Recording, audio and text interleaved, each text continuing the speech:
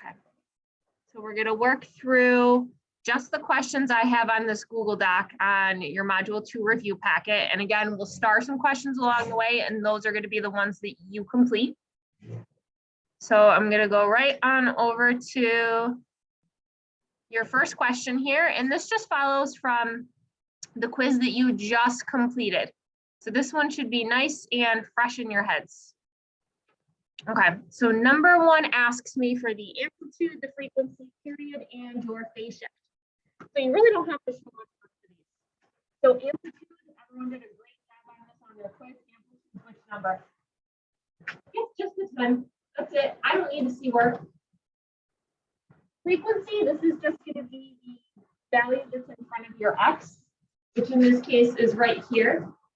So my frequency is going to be 3. And again, this is the letter B. Formula for period is you're going to go 2 pi divided by frequency. Again, you all did a great job with this on Friday. So this is 2 pi over frequency, which in our case is going to be 2 pi over just 3. And you can leave your answer just like that. There's nothing more. And then phase shift.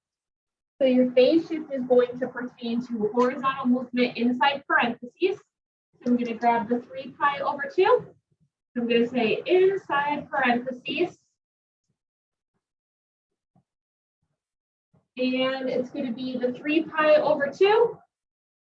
And the sign always does the opposite. So if we have a plus, the plus is actually going to be movement to the left. So this is left. Just to summarize that quick, so plus is going to be movement horizontally to the left versus subtraction is going to indicate horizontal movement to the right. And this particular question has no midline, so there's nothing that you're stepping up and down. Everyone still confident with that one? Okay. So the next concept, this is all the way back to probably lesson 1 or 2. So you have theta is an angle in standard position with point P on its terminal side, and the coordinates are listed as follows. All right, so I need to begin here and do sine theta, cos theta, tan theta. So this refers to your unit circle. So on the unit circle, what you want to remember is what each one of your coordinate points represents. So on the unit circle, xy corresponded to, you guys remember which one comes first? Cos, yep. So cos theta, and then sine theta. All right, so the x is going to be your cosine, and your y value here is going to be your sine. And then the formula to actually define tangent, you're going to make use of tan theta is equal to sine over cos. So sine over cos. Okay, so nice, quick, and easy on this one. Really don't even have to. So sine theta is going to be my y value. So sine theta is 5 over 13. And cosine of theta is the x value. So that is negative 12 over 13. And tan theta is sine over cos. You got to do a little bit of work here. So we are going to do 5 over 13 divided by negative 12 over 13. And then you're going to do keep, change, flip. Okay. So I get here a 5 over 13. And you're going to multiply that by 13 over negative 12. And do you notice your 13s cancel? So cancel, cancel, negative 5 12. Okay. How's that type? Pretty good? Okay. Again, make sure last question if you got them. Next is going to be secant. Secant is the reciprocal of cos. So this one is going to go with cos. Your letters are always opposite. So you take cos and you flip it.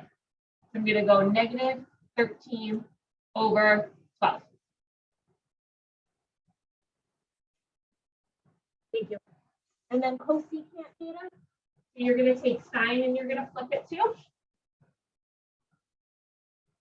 So you're going to go 13 over 5. Again, I don't need to see any work on your paper. And then the last one I need to do here is cotangent. And cotangent is the reciprocal of tan. So you take your tan answer and flip it. So negative 5 over 12 becomes negative 12 over 5. Okay. Does everyone feel confident with those two? Okay. Again, please make sure you ask if you aren't. This one's tougher.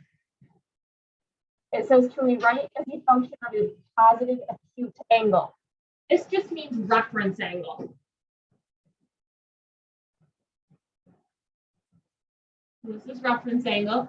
This is when you apply your rules and you reduce it down to something between 0 degrees and 90 degrees. Okay. And then it says to find the exact value. So this is where your 30, 60, 90 triangle or 45, 45, 90 are going to come into play. First thing you're going to notice is that your angle is in radians. So I want you to grab your formula sheet if you're going to make use of this. And on your formula sheet, you are going to find where it says radians, because that is what you're in. Again, this is one way that you can do this. We also discussed an alternative.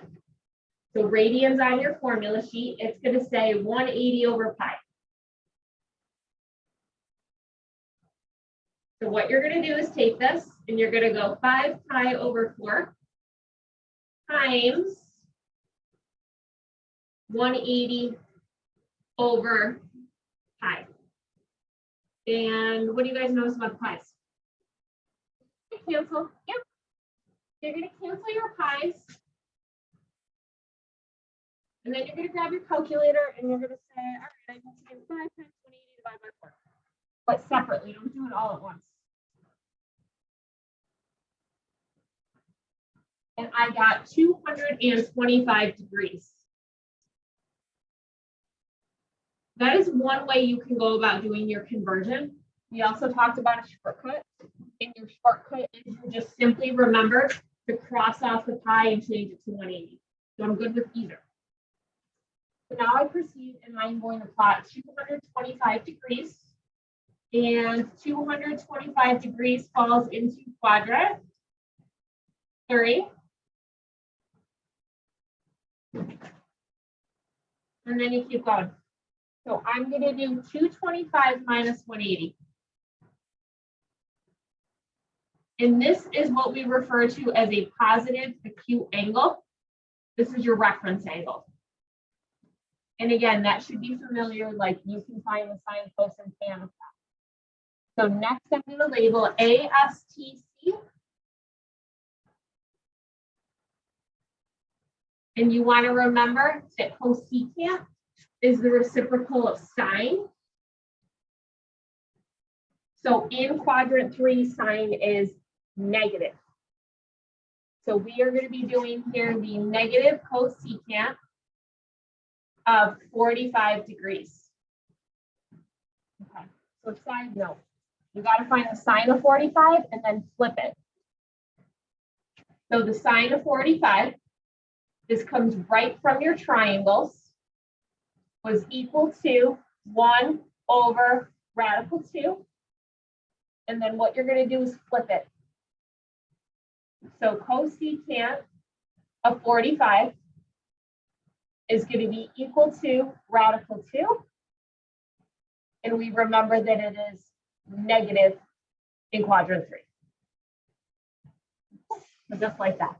For this question, you are going to want to pull your 45, 45, 90 triangle.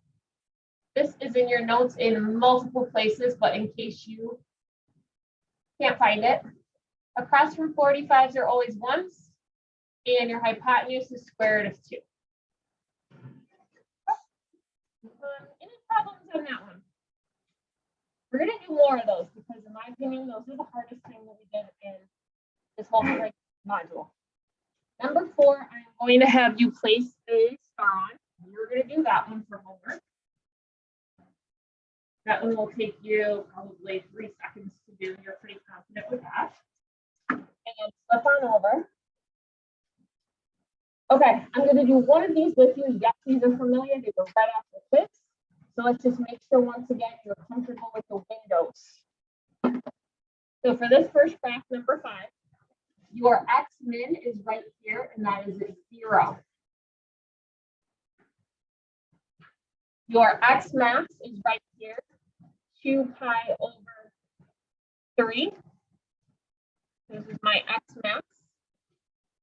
And my scale is this first tick mark right here. Here's my y min. And then here's my y max. What mode does your calculator have to be in though? Radians, yep. You're gonna make a quick conversion to radians on your calculator. And then we're gonna type this in. So over to your calculator, go ahead and hit radians.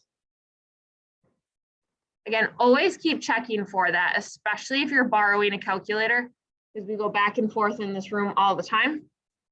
I then go over to my window, and x min was 0. X max, look right at your graph for this, was 2 pi divided by 3. So I'm going to do this. I'm going to keep the 2 pi together and then divide it by 3. That scale was pi over 3.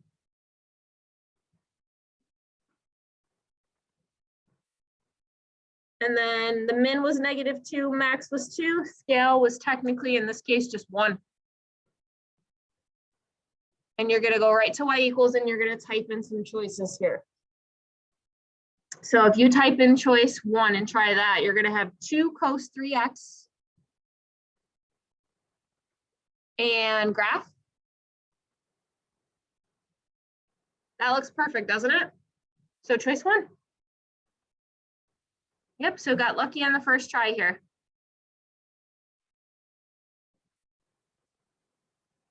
Number 6, you can circle. I want you to practice that one for homework. I'm going to skip that one. And then I want to give you like one of each and some to practice. That was a homework one. I want to go down to 7. I'm going to do this one with you. Number 7, we talked about this briefly. For what value of x does cos equal sine? If you write this out in words, you have cosine and you have sine. There is a relationship between these two functions. So the only difference is that co prefix at the beginning. And co stands for 90 degrees. So these are going to be complementary. It adds 90. This is what we refer to as cofunctions. So as long as you can remember that they add to 90, it's very simple to solve. You're going to drop your equal sign and go x plus 10 plus 40 plus x is equal to 90. And then you just solve. So I have x and x is 2x plus 50 is equal to 90. And you did this on your first quiz for this chapter. So minus 50 minus 50. And you are left with a 2x equal to 40. And divide by 2. We have x equal to 20. How do we feel on 7? Pretty good stuff? Good. That's it, just 90. That's what you want to remember. And if it helps to do things like this and see the complementary 90, then make sure you do that. I did a circle, so that one's homework and number 9. So this one I'm going to leave for you, just to make sure you're practicing that. Same thing with 9. And 9 is going to have you go through all your trig functions. Let me give you a hint on number 9 in case you want it. Ignore me if you don't. So passes through the point 6, -8. because this one's not unit circle, this one's a point. So 6 negative 8 would be over 6 down 8, which is going to be a triangle in quadrant 4. And then you label this to start. So I went over 6. I went down negative 8. And then you're going to do all 6 trig functions just like that other question. Okay. Are you okay on number 9 if I leave that for you? Okay. Number 10, you may cross off. And let's look at 11. So 11 says use a trig function to find each value of x going to the nearest tenth if necessary. All right, so I have SOHCAHTOA for these. So these are all right triangles. Again, same concepts that you did in the very beginning of this module. So this was your first quiz. You're going to start and label what you have on here. So for letter A, I have 30 degrees. So this is where I'm going to start. And then what does the x represent? Opposite, adjacent, or hypotenuse? Opposite, yep, it's the furthest away. And the 7 is my adjacent, so it's next to it, and it is not the hypotenuse. Now you're going to look up at SOHCAHTOA and say which trig function uses the opposite and the adjacent. That's tangent. So I'm going to go tan of 30 is equal to opposite over adjacent. I'm going to place the tan of 30 over 1, and I'm going to cross multiply. So I take this, remembering that the 7 is a side length and the 30 is an angle. They are different. So I go 7 tan 30 equals x. And I must take a second and make sure that my calculator is in degrees now. And then you're going to just type in 7 tan 30. So you're going to be very conscious that you have to go back and forth for this test. And I will try to remind you of that. So I'm going to change my mode back to degrees. And I'm going to go 7 tan of 30. So 7 tan 30. And then what did I say? Round to the nearest tenth. So we're going to go just 4.0. Oh, if necessary. So you can just say 4. All right. So that is just simply equal to 4. Calculator.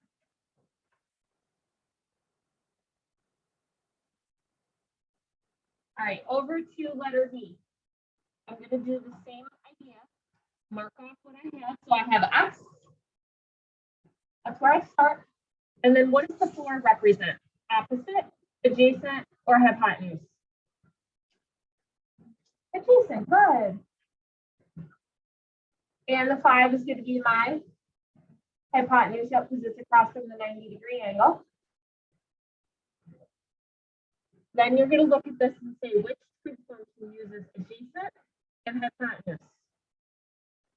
So that is a cosine function this time. So I'm going to say cosine of x is equal to 4 over 5. And we talked about this. When the angle is unknown, you have to do something different with your calculator.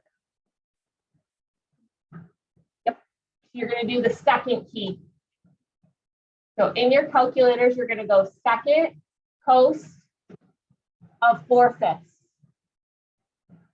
Anytime that angle is unknown. So I'm going back. And we're going to do second cos. So second cos 4/5. And that is equal to the nearest tenth to 36.9. Again, if you forget to hit the second key, you're going to see a very strange answer. What was it?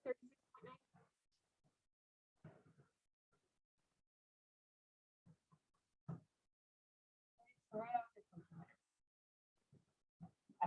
questions on those, or do you already do them okay? So again, that was your first packet. That was lesson 1 through 7. Same thing with this concept. These are conversions. If you don't want to memorize, you don't have to. You're going to look at your formula sheet. So now grab your formula sheet. And now you're going to find the box that is second from the bottom. It says degrees. So on your formula sheet, you can look at the box that says degrees if you'd like. And it's going to say pi over 180. So that's what we're going to do. So we're going to take the 535 and we're going to multiply it by pi over 180. And for this one, we are going to leave pi in the answer. So really all you're going to type in here is just going to be 535 divided by 180. Math, enter, enter. So I go 535 divided by 180. And then math, enter, enter. And that reduces, I mean, not much, to 107 over 36. And then the pi can just go right in the top or right next to it. So 107 over 36.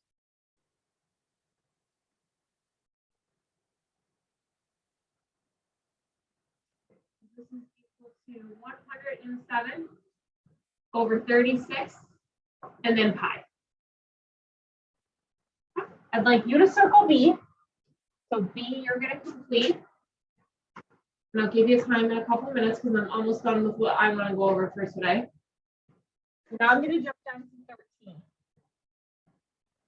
So number 13, now you're going to convert to degrees.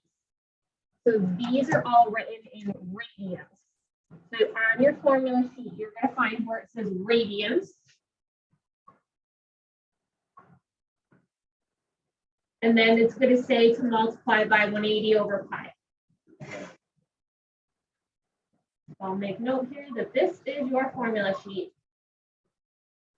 Formula sheet. So I'm going to go times 180 over pi. Again, or you're welcome to use the shortcut. It's just you'd have to memorize what to do. So in this capacity, my pi's are going to cancel. And then I need to just do what is 180 times 11 and divided by 4. So 180 times 11 and divided by 4 is equal to 495. That's it. I'm going to do letter B with you as well, and then letter C you can circle. Letter C you're going to complete. Again, I just wanted to give you some for practice. So this one I do the same thing. I'm going to multiply by 180 over pi. But what's different is this is going to be an answer as a decimal. So in the calculator, you would essentially just do the 1 times 180, which is obviously 180. And then you're going to divide this by pi. And what results here is about 57 point, I'll say 3 degrees. All right, any questions on the conversions? Yes, you can use your formula sheet on your test. Okay, so I'm going to finish the 14, 15. These, in my opinion, are tougher. So first, you're given theta is 3 pi over 2. You should immediately convert this. So I'm going to do just like up here. So I'm going to go 3 pi over 2 multiplied by 180 over pi. And then cancel, and then divide this. So this is equal to 270 degrees. Now I'm going to place that in and evaluate it. So I have 4, and then I'm going to do cotangent of 270, and then minus 2 times the sine of 270. Okay. When you see 270, this is your unit circle. 270 is here. So this is the point 0, -1. Okay, so the sine of 270 is going to be my y value right there. So this is -2 times -1. So that's where that number comes from. And then cotangent of 270 is the reciprocal of tangent. Tangent is sine over cos. So I'm going to do here that tan 270 is equal to sine over cos, which we know is undefined. But now you're going to take it and you're going to flip it. So if you have -1 over 0, you flip it and it becomes 0 over -1. And 0 over anything is just 0. So I go 4 times 0 right there. Okay.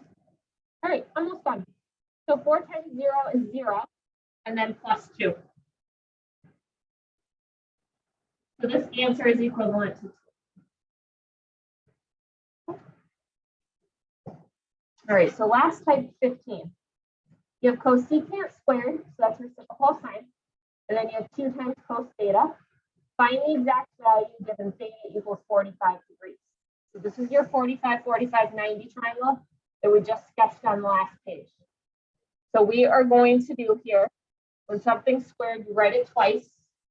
So I'm going to do cosecant 45 times cosecant 45 plus 2 times cos of 45. Okay, now you're going to plug those in. Cosecant is the reciprocal of sine.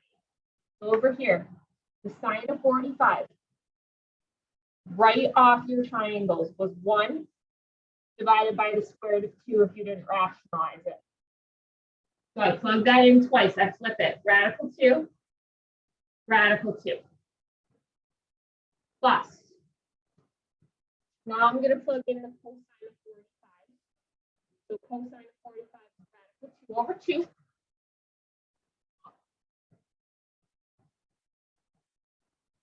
Your 2's are going to cancel, and then you're pretty much set. So 2's cancel, and then you go from here. So left side, a radical times itself gives you what's underneath it, and then plus the square root of 2, and you leave your answer just like that. Okay, so that is what we call exact value. No decimals as far as your final answer pertains. How's 15? Okay, so flip your page, and I'm going to have you star a couple questions, and then I'm going to give you the remaining time to work. So I would like you to circle. And these are going to be the toughest. So I would really like you to, concentrate your efforts here, so that if you have questions, you can ask. I want you to do 18, both 19s. I apologize for the numbering. I don't know why that happens. And then 20. Okay. So the problems we just circled are your homework ones. It's okay to have questions on some of these. We'll talk about them tomorrow for sure. But I want you to make use of your next 10 minutes and start them so I can help you if you need help before you leave. Okay. You have questions on what you're responsible for? Just a circle of questions. I think there's like less than 10 of them that we just did. Okay. So make sure you use your formula sheet and calculator, please.